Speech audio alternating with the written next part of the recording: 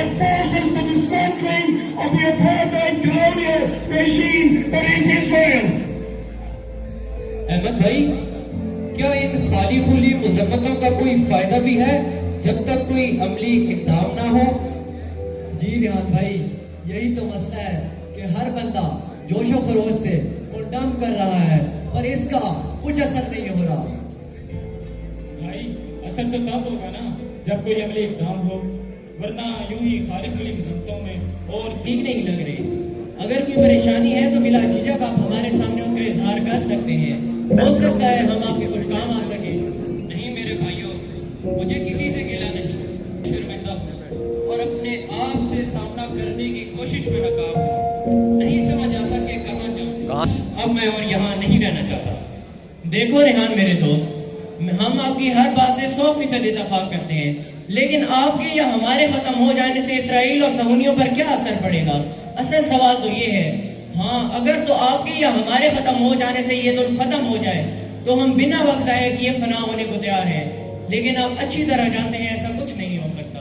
دیکھو میرے بھائی، آپ کی بات بھی درست ہے، مگر جب روز محشر ہم اللہ تعالیٰ کے سامنے پیش ہوں گے تو کم از کم یہ تو کہہ سکیں گے کہ اے ہمارے رب، جب ہم کچھ نہ کر پائے تو ہم نے جان ہی دے دی۔ ریحان بھائی، اس کا تو قطعی مطلب یہی ہوگا کہ آپ نے ہار مان لی۔ تو آپ مجھے یہ بتائیے کہ اللہ ہار ماننے والوں کو پسند کرتے ہیں؟ نہیں، ایسا تو نہیں۔ ریحان بھائی، اگر یہ کہا جائے کہ اس آزمائش اور ستائش کی گھڑی میں اللہ تعالیٰ ہماری ہمت، حوصلہ اور حالات سے مقابلہ کرنے کی جدوجہد کو دیکھنا چاہتے ہیں تو کیا یہ غلط نہ ہوگا؟ بہرحال ہم سب اس غم و غصے کی کیفیت میں بہت پریشان ہیں اور آج شب ہم ایک سیمینار منعقد کرنے جا رہے ہیں جس میں ہم ڈسکشن کریں گے کہ وہ کون سے عملی ادوار ہیں جن کو اپنا کر ہم اسرائیل کی جارحیت کا کلا کما کر سکتے ہیں۔ آج کے اس فکری سیمینار 14 اگست 1947 کو بسم اللہ الرحمن الرحیم۔ آج کے اس فکری سیمینار میں میں آپ سب کو خوش آمدید کہتا ہوں۔ ہمارا آج یہاں مل بیٹھنا عالمی خطے کی موجودہ صورتحال اور خاص طور پہ فلسطین کے حالات پر مشتمل ہے۔ میرے اس سیشن کے 3 بنیادی نکات ہوں گے۔ پہلا، اسرائیل کی حیثیت، دوسرا ہماری حیثیت، اور تیسرا ان تمام مسائل کا عملی حل۔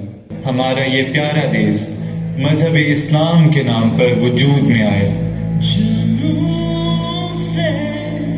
یہ رقبے کے لحاظ سے دنیا کا 33واں بڑا ملک ہے جو قدرتی وسائل اور معدنیات کے اعتبار سے ایک مکمل اور منعم خطہ ہے۔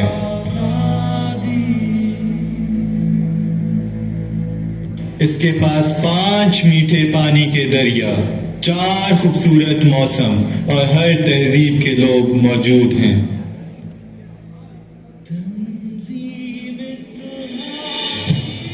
لیکن سوال یہ پیدا ہوتا ہے کہ جب اس قدر پیارا خطہ ہمارے پاس موجود ہے تو ہم کیوں کرائے روز تنزلی کا شکار ہو رہے ہیں؟ اس بات کو اگر ایک جملے میں سمیٹوں تو یہی ہے کہ یہاں کے اکثر باسیوں نے ان پر عائد وقت کی ذمہ داریوں کو نہیں نبھایا، وار میں دشمن کی چال میں آ گئے، اور اس سے بڑی خطرناک بات یہ کہ ہمیں اس کا کوئی ادراک نہیں، لیکن شاید حیثیت باقی نہیں۔ اور یہ صرف ہمارے ملک کا مسئلہ نہیں بلکہ اکثر اسلامی ممالک انہی حالات سے جوجھ رہے ہیں۔ اور طاقتور 2 قسم کا ہوتا ہے، یا ایمانی یا جسمانی، یا یہ دونوں۔ بدقسمتی سے ہمارے پاس ان میں سے کوئی طاقت بھی موجود نہیں ہے۔ تو سوال یہ پیدا ہوتا ہے کہ کیا کیا جائے، حل کیا ہے؟ تو میں یہ سمجھتا ہوں کہ ہمیں از سر نو اپنی بنیادوں پر کام کرنے کی ضرورت ہے۔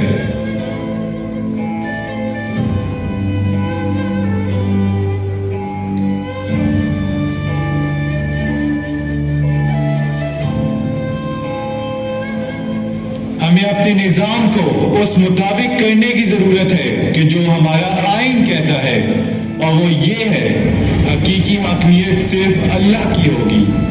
ہمیں اسلامی نظام لے کر آنا ہوگا جو صرف میرٹ پر فیصلے کرتا ہے، جو کسی گورے کو کسی کالے پر اور کسی عربی کو کسی اجمی پر ذات کے اعتبار سے کوئی فوقیت نہیں دیتا۔